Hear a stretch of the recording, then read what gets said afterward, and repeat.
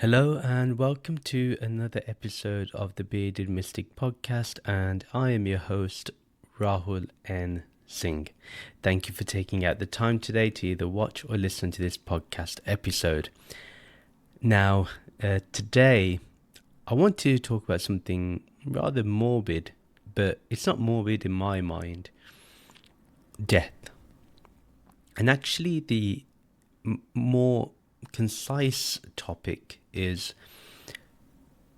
the limited lifespan that we have in this body and mind. Now, I know Advaita believes we're not the body and mind, and that's somewhat true. But obviously on the Vihavarika level, the transactional level, the relative reality, we do live in the world, we do have a body and mind, and we feel the sensations of the body, we experience the movements of the mind, whether that's through thought and emotion and sensations, and we also experience the intellect, discerning between right and wrong and the permanent and impermanent or transient. So, and one thing it does see is life and death, and a lot of people make speculations about what happens after death, and we seem to think that death is the end, and that's because consciousness leaves the body. At that moment, we say that person isn't conscious. Yet, what we're really talking about there is the concentration of consciousness being in the body or experienced in the body when you are a person, when you experience yourself as a name and form. But what is the spiritual take on this? Is one's consciousness just limited to this body, to this mind, or is this consciousness everywhere? Is there a time and a place where this consciousness is not present? And the whole point of self-realization is about understanding that consciousness is not bound to the limited framework of the body and the mind. Yet, while we have that ignorance that this consciousness is the body and mind and only restricted to that, that's its limitation.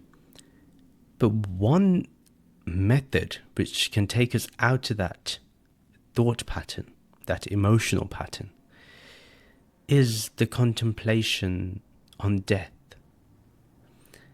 And when we look at the limited lifespan, you just appreciate things very minutely, like the blue sky, the clouds that look like cities in the sky, the trees swaying, the leaves rustling, the bees buzzing, cars, driving around, stuck in traffic, people walking with shopping bags, some walking with their headphones in. And what's true for each and everything, whether that's from the sky to us mere mortals, to the insects, is that this will all end for this particular form. One day the universe will implode, it will contract, it will be destroyed and then be made again, according to Vedanta. And yet, this experience that we have right now is pretty amazing. And if we add a layer upon that okay, there is this body and mind, but there's also this consciousness that is seemingly not attached or centered in the body or the mind. It doesn't seem to have a center. It doesn't seem to have a particular location. It doesn't have a particular form.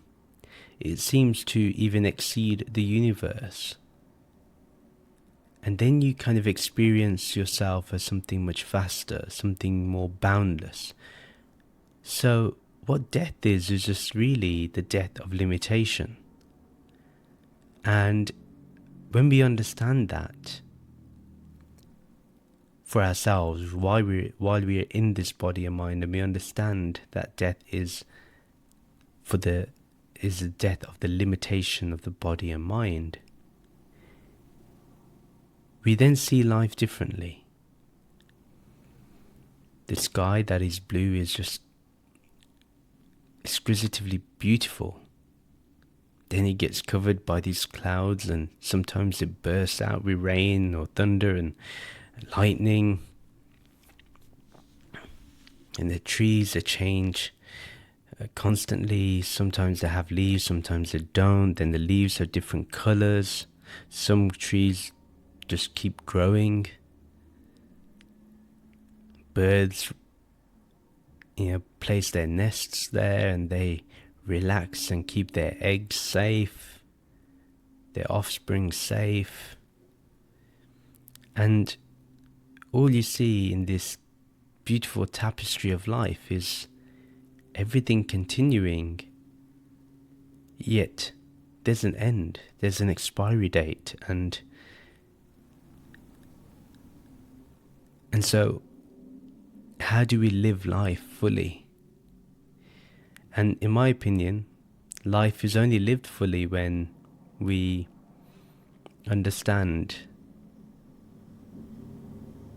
that all this is going to end for the body and mind.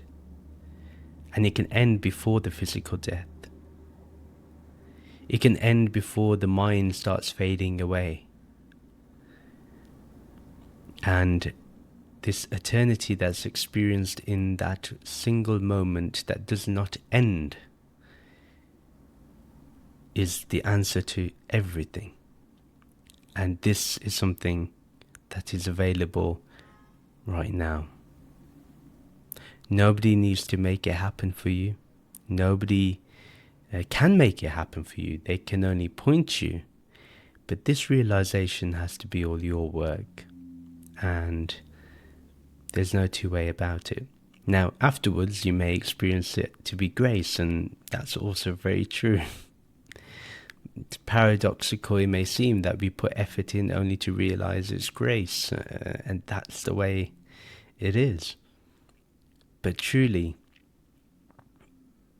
awakening is really the true understanding of death. It's not running away from death, it's embracing it. Seeing it as a beautiful end whenever it happens. And I was just thinking, man, I only have a limited amount of years left. My son was playing in the office, so I was just observing him, and I was like, this is amazing. This experience is phenomenal. And yet it's going to end. He's going to grow. He's going to need me less. And he's going to have his own life, and then he will decide what he wants to do with his future. And in the end, this body, this mind, is going to be in a casket. Mine, that is. And how comfortable am I with that? And that's the test of spirituality. It's not about ending life. It's about knowing the life that ends. And if you see yourself as consciousness, then the expression is just through the body and mind, but life itself does not end. And that is Jivan Mukti. That is liberation while we're alive. And that can be achieved. It can be. And so, this is a positive message about death, not a negative one. Yes, it's hard and difficult when we lose our loved ones, for sure. You know, I'm not diminishing that at all. But in the end, either they stay in the cycle, so they will continue to be in some form or another, or they transcend the cycle and therefore they're here as your own experience of consciousness, your own exploration into consciousness. They are right here. So, really, what ends? And that's a question for you to ponder about. Thank you very much for listening. Take care. Namaste.